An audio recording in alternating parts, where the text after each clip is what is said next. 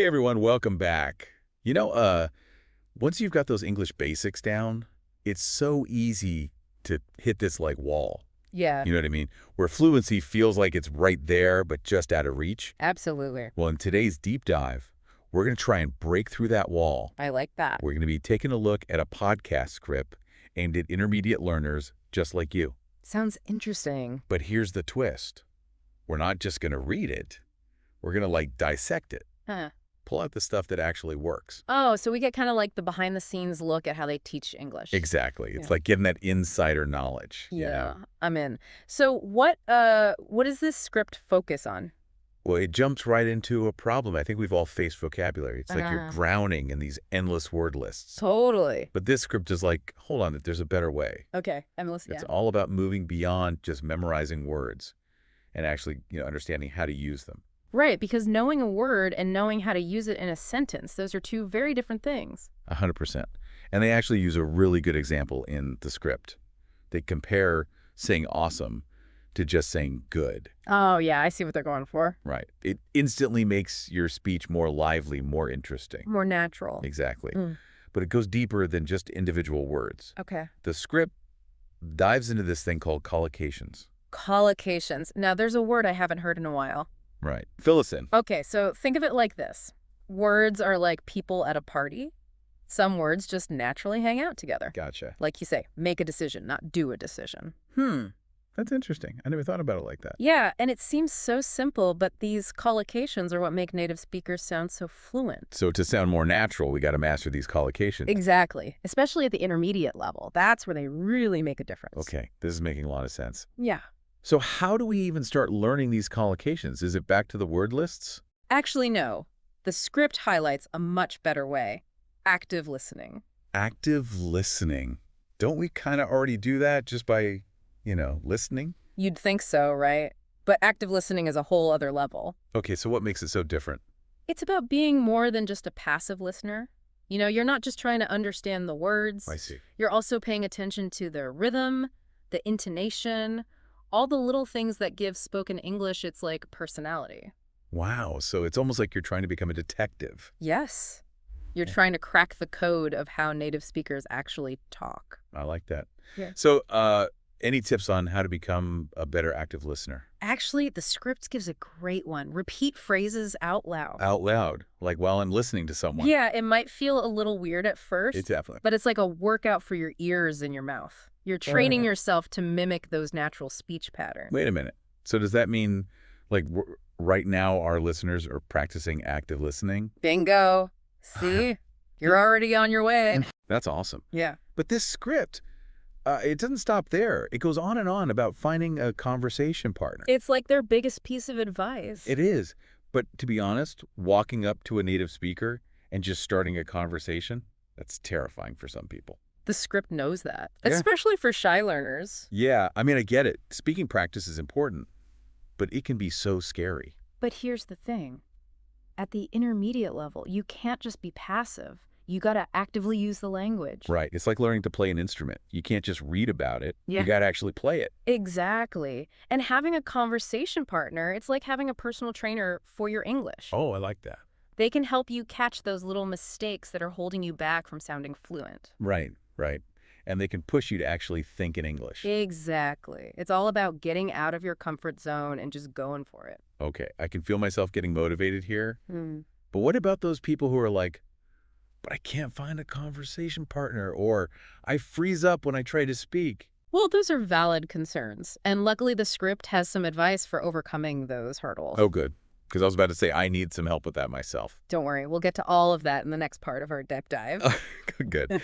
Because I am ready to conquer this conversation partner thing once and for all. That's the spirit. We'll be right back with more insights from this script and some practical tips on how to make conversation practice less intimidating. All right, everyone, stay tuned. We'll be back in a flash. Ugh.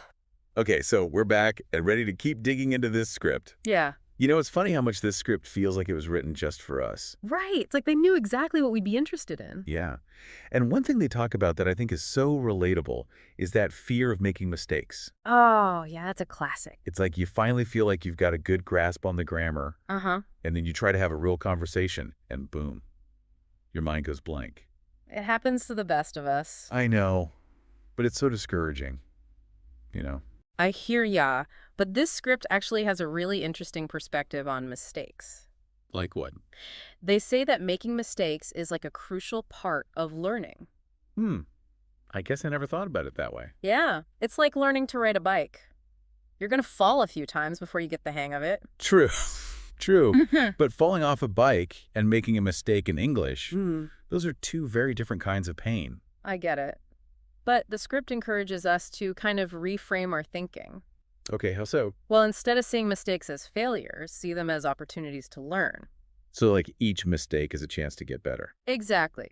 Each time you make a mistake and someone corrects you, you're actually reinforcing the correct way to say it. That's a good point.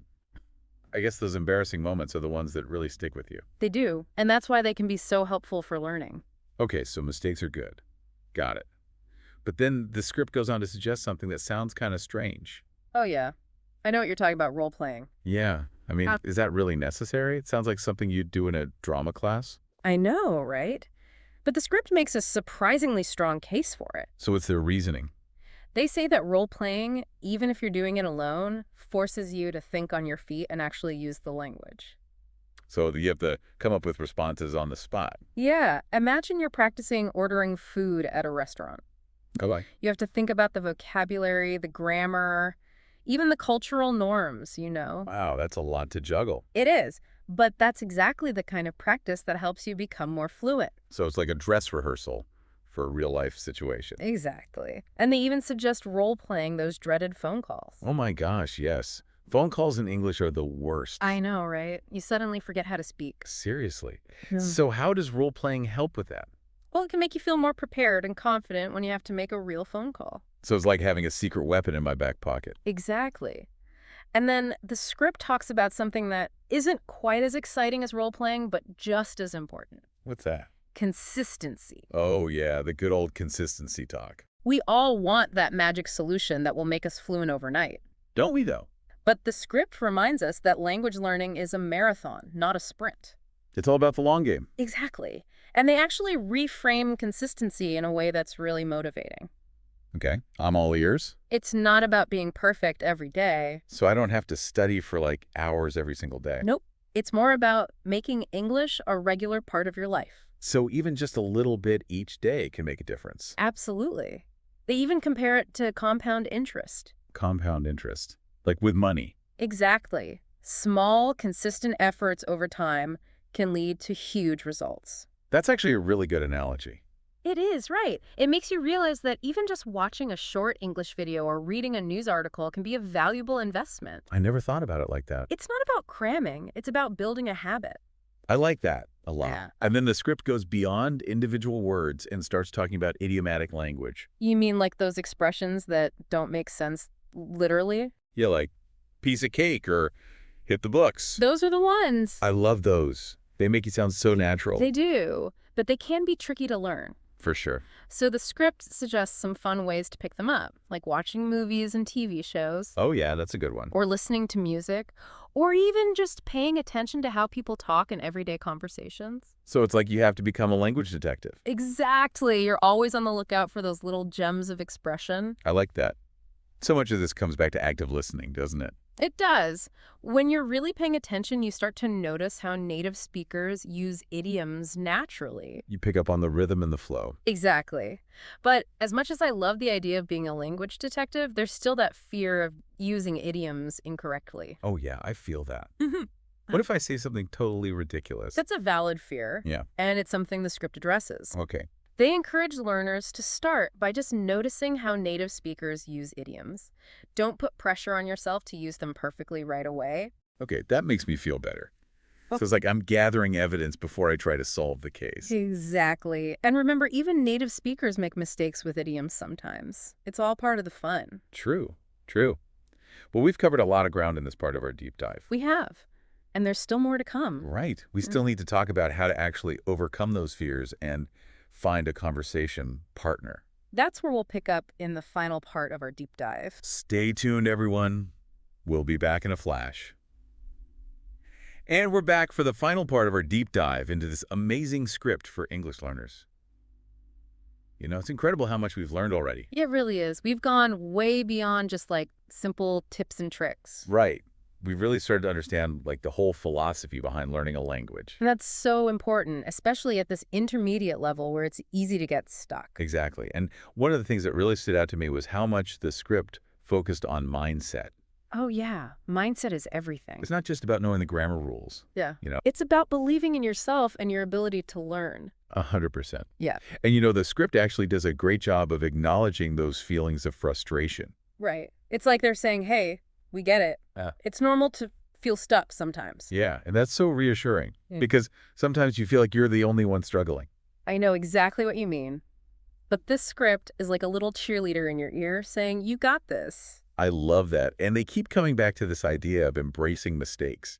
Oh, yeah, that's a big one. It's like they want us to just let go of that fear of messing up. Because let's be honest, we're all going to make mistakes. It's part of the process. Right. But it's so hard to shake that feeling that mistakes are like failures. I know. But the script actually presents mistakes in a totally different light. So how do they see them? Well, they actually say that mistakes can be valuable learning moments. Really? I never thought about it like that. Think about it. If you make a mistake and someone corrects you, you're way more likely to remember the correct way to say it next time. That's a good point. It's like those embarrassing moments that you just can't forget. Exactly. And that's why they can be so powerful for learning a language. Okay, so mistakes are good. We've established that. But I'm still thinking about those idioms we were talking about earlier. The ones that make you sound like a native speaker. Yeah.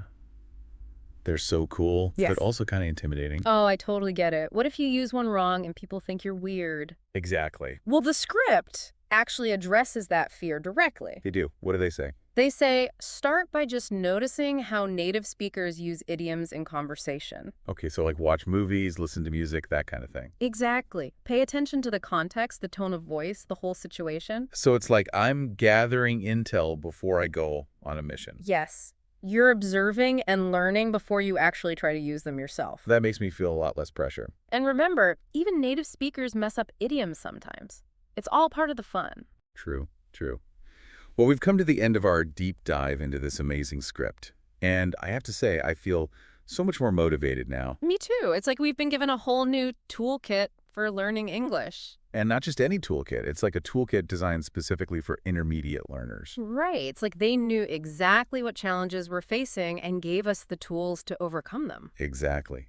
So to all our listeners out there, whether you're feeling stuck or just looking for some fresh inspiration, remember this: language learning is a journey, not a race. Embrace the mistakes, celebrate the small victories, and never stop exploring. And most importantly, have fun with it, because when you're enjoying the process, that's when the real magic happens. Couldn't have said it better myself. So until next time, happy learning, everyone.